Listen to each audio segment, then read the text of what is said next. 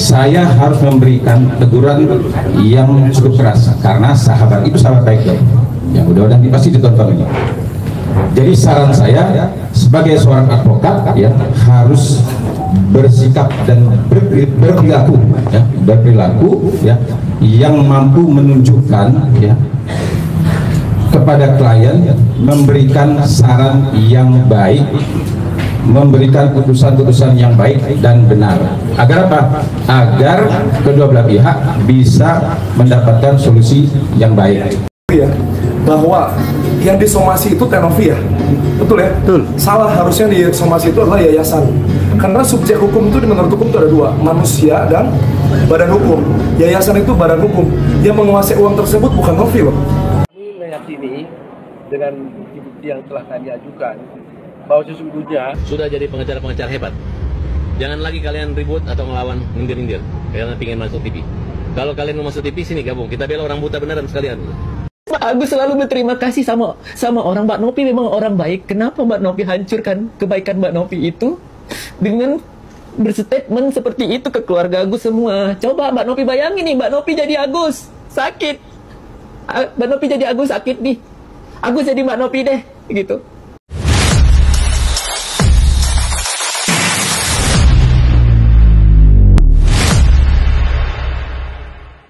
Saat ini posisinya dilema antara bahwa menjaga amanah donatur, di satu sisi juga ada tekanan masyarakat yang sedemikian rupa. Tapi teman-teman ingat ya, bahwa uangnya masih utuh dan tidak dipergunakan untuk kepentingan pribadi Tenovi maupun kepentingan lainnya yang tidak berkaitan tentang pengobatan mata. Mungkin itu ya.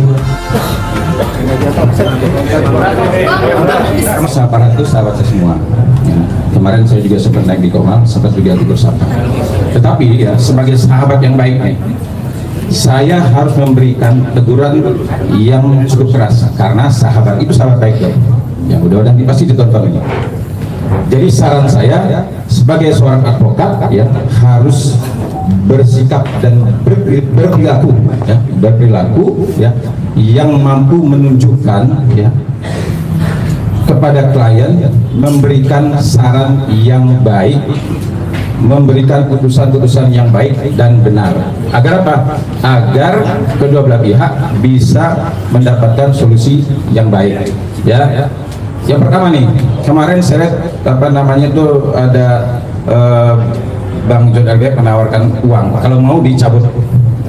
Nah, ini seharusnya ditanyakan ke Agus karena tawaran itu ke Agus. Siapa tahu Agus mau. Tetapi sayangnya dijawab oleh kuasa hukumnya. Mereka rasa kemanusiaan itu nggak ada, saya lihat itu. Ya ini saya hadapi orang atau siapa gitu. Aku sendiri ribet kayak gitu. Saya bilang, ini orang buta loh. Jangan dihujat loh, jangan dipermalukan gitu. Jangan dihina-hina seperti itu gitu. Begitu maksudnya Bukan berarti saya mau jadi pahlawan. Walaupun kalian mengatakan kebaikan Novi selama ini mengurus orang, itu nggak ada pandangan itu. Tapi kamu menjelimin, kamu nggak ada mencegah sedikit pun, hanya mau pansos. Pak Agus selalu berterima kasih sama orang. Mbak Novi memang orang baik. Kenapa Mbak Novi hancurkan kebaikan Mbak Novi itu dengan berstatement seperti itu ke keluarga Agus semua? Coba Mbak Novi bayangin nih, Mbak Novi jadi Agus sakit, Mbak Novi jadi Agus sakit nih, Agus jadi Mbak Novi deh gitu. Terus dibuat kayak gitu. Gimana perasaan Mbak Novi ke Agus gitu? Gimana? Sampai Agus depresi loh Mbak Novi terakhir. Ya guys, kita bisa melihat karakter Agus dari cara dia menjawab pertanyaan Mas Uya Kuya terhadap dirinya, dimana dia itu menjawab pertanyaan tersebut seperti tidak punya etika ya guys ya. Bahkan dia itu memanggil Tenovi itu dengan sebutan dia. Tentunya hal tersebut dalam etika itu kurang pantas ya guys ya. Dan juga di sini Mas Uya menanyakan soal uang yang pernah diberikan Tenovi kepada Agus. Dan di sini Agus mengatakan bahwasanya uang yang diterima dari Tenovi itu 34 juta ya guys, ini sebelum donasi terjadi. Dan hanya terpakai mungkin sedikit saja karena memang dia masih berobat pakai BPJS dan tidak menggunakan uang tersebut. Dan hal yang sama juga terjadi pada saat donasi yang 1,5 miliar ini juga diberikan kepada Agus, juga tidak dipakai untuk berobat guys, malah digunakan untuk hal-hal pribadi seperti belanja online, seperti membayar hutang dan lain sebagainya. Dan sekarang semua orang hilang respect terhadap Agus dan keluarganya ini, namun sekarang dia juga yang merasa menjadi korban. Kalau kalian semua melihat tayangan video di podcastnya Uya Kuya, tentunya orang yang sudah mengikuti kasus ini dari awal, dari podcast bersama Tenovi dan juga Densu pasti paham dengan karakter Agus ini, bahwasanya dia itu sangat-sangat playing victim guys. Karakter tersebutlah yang sangat-sangat membuat netizen itu tidak suka dan geram terhadap Agus guys. Apalagi juga dia didukung dengan pengacara yang public enemy. 1,5 miliar kurang lebih itu bisa Pak Agus langsung melakukan operasi dengan sangat cepat guys ya, terus bisa beli mobil bekas untuk Pak Agus bisa bolak-balik ke rumah sakit supaya nggak nge-grab lagi gitu, terus bisa bikin usahanya itu yang Mas Agus nggak perlu effort kayak beli kontrakan supaya per bulannya ada income pasti gitu ya. Maaf, saya juga nggak butuh duitnya gitu, alhamdulillah saya juga ada rezeki, tapi seenggaknya kasih tahu lah kita ya, supaya kita nggak kayak orang bodoh ya, sampai permohonan sana sini ternyata donasi gede banget gitu ya, kok kontrol aja masih pakai BPJS, terakhir kontrol itu pakai BPJS, sedangkan duitnya gede banget, miliaran guys. Tidak semua loh Gus orang bisa seberuntung kamu dapat donasi yang lumayan besar ya. Kalau memang orang yang sudah bela-belain demi donasi kamu itu merasa kecewa, ya kan kamu bisa minta maaf, kamu bisa pengakuan dosa, kamu bisa diskusikan ya. Bukan malah akhirnya kamu memancing-mancing netizen buat ngebully kamu. Yang tadinya mungkin netizen simpati karena musibah kamu, akhirnya malah jadi ngebully ya. Dan untuk kamu gak usah lah bawa-bawa pengacara, apalagi pengacaranya yang mungkin pengacara provokator yang hanya merusak citra daripada pengacara. Carilah pengacara yang adem aja ya, supaya apa? Supaya masalahmu juga selesai. Jadi kalau bisa itu, kalau mau cari pengacara jangan yang malah akhirnya jadi kompor-kompor, tapi kalau bisa gimana caranya mediasi aja supaya masalahnya itu selesai ya. Apalagi kamu tahu lawanmu siapa. Ini bukan bicara soal salah benarnya ya, tapi bagaimana yang seharusnya kamu lakukan itu, ya udahlah terima kasih aja. Karena tidak semua orang bisa seberuntung kamu. Meskipun aku tahu orang di negara ini banyak sekali yang mendapat musibah, tapi tidak semua orang bisa seberuntung kamu. Ada orang yang baik membuka donasi untuk kamu. Kalau misalnya memang keluarga kamu banyak utang, itu kan bisa sabar dulu, nanti dulu, jangan buru-buru. Ini orang-orang berdonasi tujuannya kan untuk pengobatan kamu, bukan untuk bayar utang kamu. Kalaupun memang kamu mau menggunakan uang itu untuk membayar utang, itu nanti dulu. Ketika apa? Ketika memang masa pengobatan kamu sudah dirasa cukup ya, sudah dirasa sudah tidak perlu lagi, memang ya udah tidak bisa lagi untuk berobat untuk lebih pulih lagi, udah barulah kamu mungkin untuk kehidupan pribadi kamu. Tetapi itu juga kamu harus bicara mungkin sama Teh Novi supaya apa? Supaya sama-sama enak. Karena tujuan daripada orang donasi ini bukan untuk ngebantu urusan pribadi kamu yang bayar-bayar utang, bukan itu. Kalau kayak gitu semua orang juga mau kali dibantu ya. Orang tujuannya berdonasi ini kan untuk pengobatan apa yang dirasa kamu itu loh. Ya supaya apa? Supaya lebih yaudahlah itulah. Bingung kan jadi ngomongnya. Maksudnya jadi udahlah itulah. Eksklusif maksudnya. Itu aja.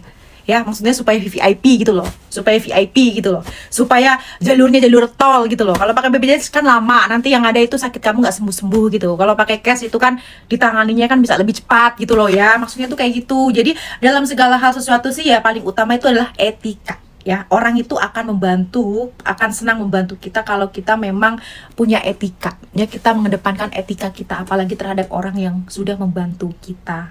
Gitu, nggak apa-apa. Aku rasa juga mungkin Teh Novi ataupun yang ngasih donasi kamu juga nggak jadi masalah kalau memang itu uang nantinya akhirnya bisa membantu urusan pribadi kamu. Melainkan kan itu kan nanti dong, sabar dulu lah. Itu juga nanti kan juga bisa dibicarakan ya. Misalnya kayak mohon maaf ini saya kan ini pengobatannya sudah selesai, atau saya juga rasa udahlah ini uang gimana ya sisanya, boleh nggak kalau saya pakai untuk kebutuhan pribadi gitu loh. Semua segala sesuatu itu kalau memang dibicarakan dengan baik-baik, aku rasa orang pun akan welcome gitu. Kayak misalnya aku atau banyak orang lah yang aku lihat ya, yang aku dengar juga, kayak misalnya kendaraan kita ditabrak sama orang atau kita keras lah di jalanan, tapi yang paling utama kita ucapkan adalah bukan arogansinya kita dulu atau menunjukkan siapa kita, bukan, melainkan apa? Pak, maaf ya Pak, saya begini-gini. Ya kita memohon maaf lah, salah atau tidak benarnya kita intinya memohon maaf dulu gitu loh. Jadi orang tuh yang tadinya mau marah-marah itu jadi turun loh. Maksudnya jadi kayak oh ya udahlah. Jadi hatinya tuh jadi adem.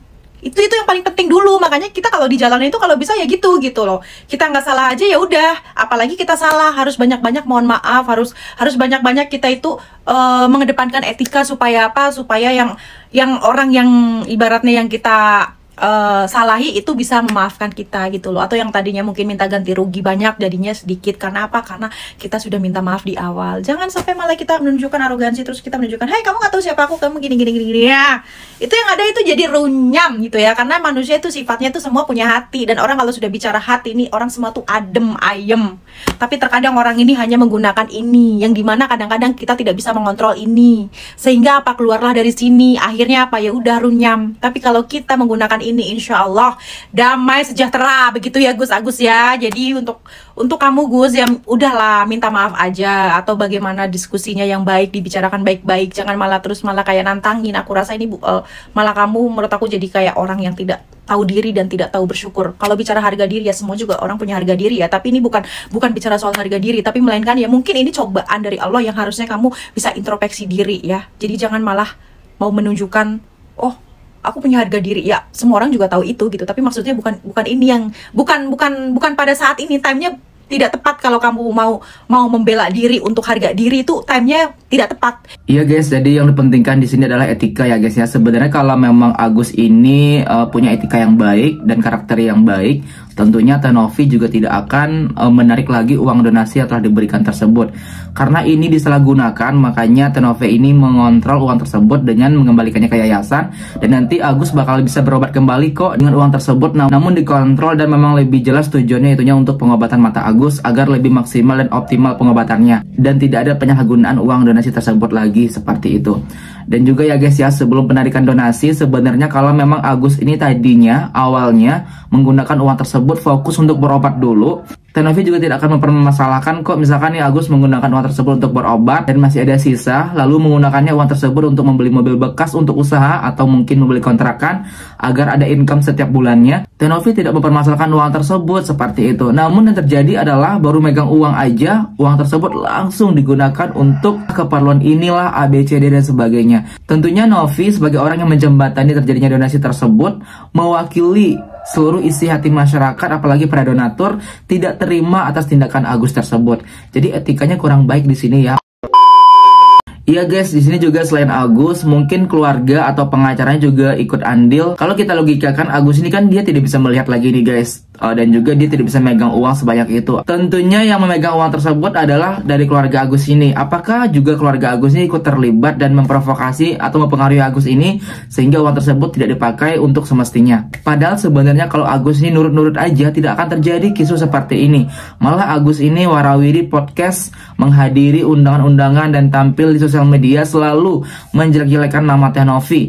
Bahkan di setiap muncul itu dia itu memberikan statement yang berbeda-beda. Jadi menurut netizen ini, Agus ini salah didampingi oleh keluarga yang mungkin tidak tepat atau pengacara yang mungkin hanya mencari nama atas situasi Agus saat ini.